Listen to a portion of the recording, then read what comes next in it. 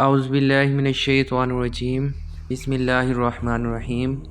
معزز سامعین کرام، السلام علیکم ورحمۃ اللہ وبرکاتہ۔ میں ہوں آپ کا ہوسٹ حافظ محمد کامران۔ معزز سامعین، آج ہم بات کریں گے عورت مٹی سے کیوں نہیں بن پائی، اللہ تعالیٰ نے عورت کو کس طرح تخلیق کیا۔ مرد کی پسلی سے عورت کو بنا کے اللہ تعالیٰ نے مرد کو اپنی اس حکمت کا اشارہ دیا ہے کہ میں نے اس عورت کی تخلیق فرشتوں کی لائی مٹی سے نہیں کی، میں نے اسے تمہارے جسم کے حصے سے اس لیے نکالا کہ عورت کا تقدس اور پردہ قائم رہے۔ فرشتوں کو بھی خبر نہ ہونے پائی کہ زمین کی لائی ہوئی کس مٹی سے عورت کی تخلیق ہوئی، یعنی عورت کے تقدس کی حد تو دیکھیے کہ فرشتوں سے بھی اس کی بناوٹ کا پردہ لازمی قرار دیا گیا، اور پہلی عورت اس مرد کی پسلی سے نکلی جس کی وہ منکوحہ کہلائی۔ اب بات آتی ہے کہ پسلی کی، عورت پسلی سے ہی کیوں نکلی؟ کیا ٹیڑھا پن وہیں سے ملا ہے؟ نہیں، یہاں بھی حکمت سے خالی بات نہیں ہے۔ انسانی جسم میں دل اور بہت سے نازک حصے پسلی کے پیچھے چھپے ہوتے ہیں، یعنی پسلی ایک ڈھال ہے ان نازک حصے کے لیے۔ تو اللہ پاک نے عورت کو پسلی سے نکال کے یہ نہیں بتایا کہ عورت میں ٹیڑھا پن ہے، بلکہ اس عورت کو پسلی کی تخلیق کر کے یہ بات سمجھا دی کہ عورت وقت پڑنے پہ ڈھال بھی بن سکتی ہے۔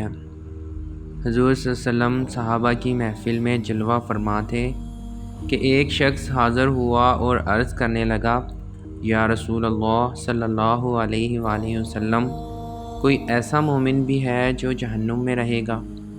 حضور صلی اللہ علیہ وسلم نے فرمانے لگے، ہاں، ایک شخص ایسا بھی ہوگا جو جہنم کی گہرائی میں 1000 سال تک رہے گا اور مسلسل اونچی آواز میں پکارتا رہے گا، یا حنان یا منان۔ ایک دن اس کی آواز اس قدر اونچی ہوگی کہ جبرائیل علیہ السلام اسے سن لیں گے۔ حضرت جبرائیل علیہ السلام حیران ہوں گے کہ یہ کیسی عجیب بات ہے، کوئی مسلسل یا حنان یا منان پکار رہا ہے۔ حضرت جبرائیل علیہ السلام عرش کے سامنے حاضر ہوں گے اور سر سجدے میں رکھ کے خدا کی تسبیح بیان کریں گے۔ اللہ فرمائے گا، اے جبرائیل سر اٹھاؤ۔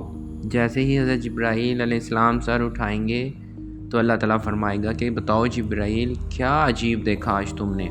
حضرت جبرائیل علیہ السلام عرض کریں گے، اے میرے رب، میں نے جہنم سے آتی ہوئی ایک آواز سنی ہے جو کہ گہرے گڑھے سے لگ رہی تھی، کوئی پکار رہا تھا، یا حنان یا منان۔ اللہ فرمائے گا، اے جبرائیل، جہنم کے دروغہ مالک کے پاس جاؤ اور اسے کہو کہ جو بندہ یا حنان یا منان کی صدا لگا رہا ہے اسے جہنم سے نکال کر تمہارے حوالے کر دے، پھر اسے میرے پاس لے آؤ۔ حضرت جبرائیل علیہ السلام جہنم کے دروازے پر تشریف لے جائیں گے، دروازے پر دستک دیں گے، مالک باہر آئیں گے۔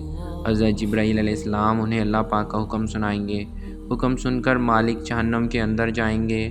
حضرت محمد صلی اللہ علیہ وسلم نے فرمایا، جیسے ماں اپنے بچے کو پہچانتی ہے، مالک ایسے جہنم کو پہچانتے ہیں۔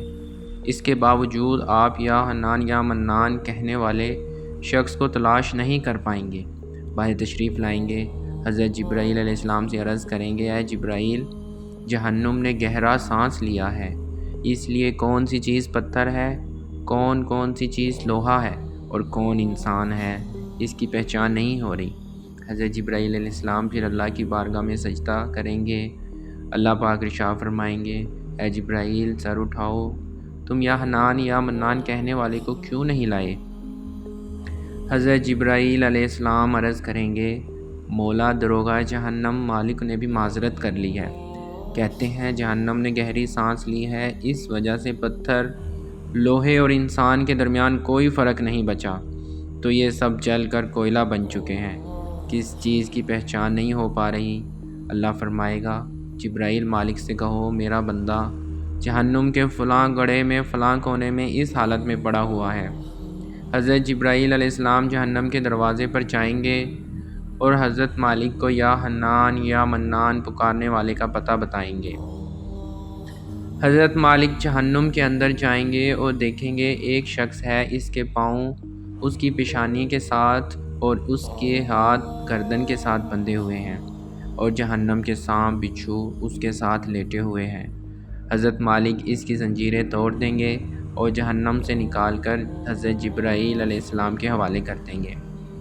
حضرت جبرائیل علیہ السلام اسے عرش کے الہی کے سامنے لے کر حاضر ہوں گے، سر سجدے میں رکھیں گے۔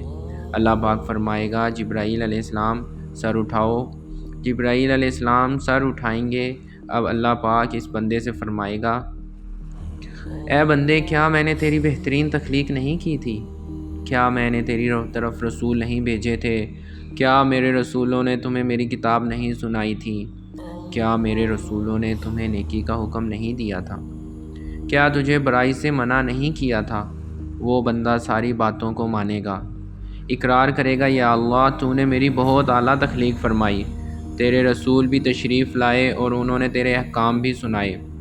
اللہ پاک فرمائیں گے، فلاں فلاں گناہ کیوں کیا؟ وہ عرض کرے گا، یا اللہ، میں نے اپنی جان پر ظلم کیا، جس کی سزا میں مجھے جہنم میں ڈال دیا گیا۔ اے اللہ، اس کے باوجود میری امید نہیں ٹوٹی، مجھے تیری رحمت سے امید تھی، میں یا حنان یا منان پکارتا رہا۔ مولا، تو نے مجھے اپنے فضل سے جہنم سے نکالا ہے، یا اللہ مجھ پر رحم فرما۔ اللہ پاک فرمائے گا، فرشتوں گواہ ہو جاؤ، میں نے اس کو معاف کیا۔ معزز سامعین، یہ تھی آج کی ہماری ویڈیو۔ امید کرتا ہوں کہ آپ کو پسند آئی ہوگی۔ اپنا بہت سا خیال رکھیے گا۔ اجازت دیجیے، خدا حافظ۔